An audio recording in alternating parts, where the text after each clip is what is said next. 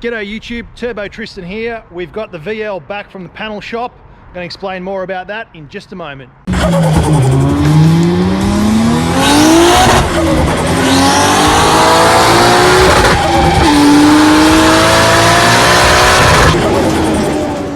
Thanks for tuning back in.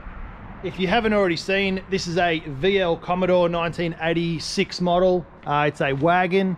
These come stock with the famous RB30 engine, 6-cylinder, 12 valve, single cam, single jingle, not the Honda kind. This is the Holden / Nissan collaboration they did back in the 80s where they put Nissan engines into GM vehicles.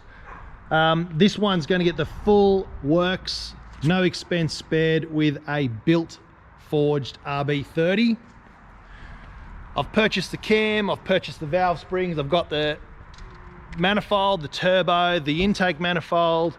I've pretty much got 99% of the stuff I need to get this one up and running, but the thing that really needed some attention and TLC was the bodywork. Now this all couldn't be possible unless we had the help of Pat from AUTOWORKS up in KYNETON, or KYNETON as people say it, but it's KYN, so KYNETON, that's how I'm going to say it.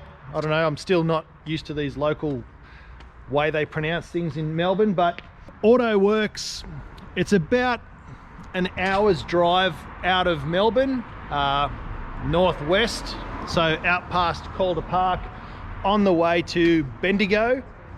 And I can't rate this guy enough. Most places that have had bodywork done on an old classic car, or really any car, it takes months and months and months and months. Personally, a couple of my buddies have had their cars in panel shops for well over 12 months. Still nothing happened to them. They pull them all apart and then they don't touch them for a year until they're ready to paint the car. I don't know why these guys take all these jobs and don't finish them. I dropped this car off on a Friday night 3 weeks ago. We got it back on a Thursday night. Straight off the bat, the car was actually ready on a Tuesday, so it took less than 3 weeks to get done. This went back to bare metal and had every single bit of rust speck, surface rust treated. It had every single dent knocked out of it. Now, to be fair, this car was very, very straight for almost being 40 years old. I showed in the previous video, there was stone chips all on the sill panels and paint was missing from down here from just being hammered by rocks all its life.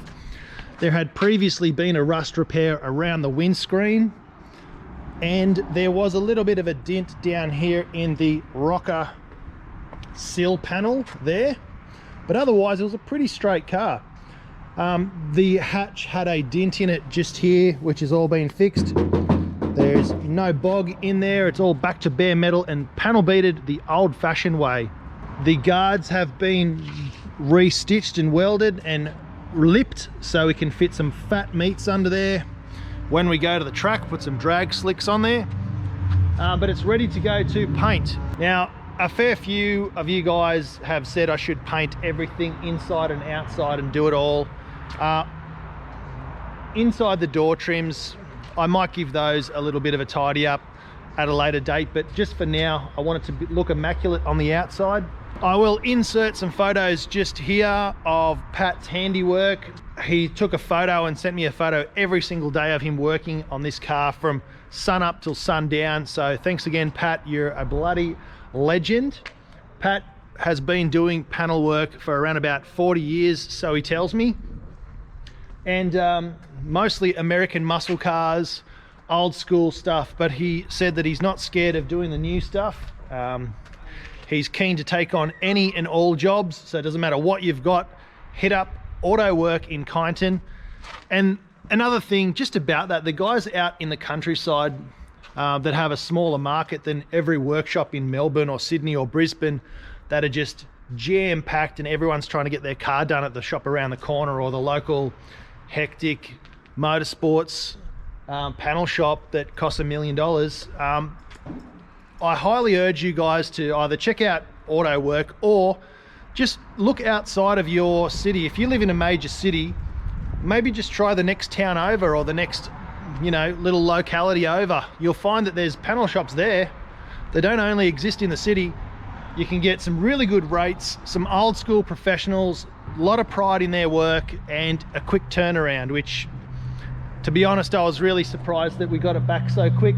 When Pat said he would have it back in 3 weeks, I said, take 4, please, don't, you know, do your thing. But he still had it back in 3 weeks, and it came up Mickey Mouse.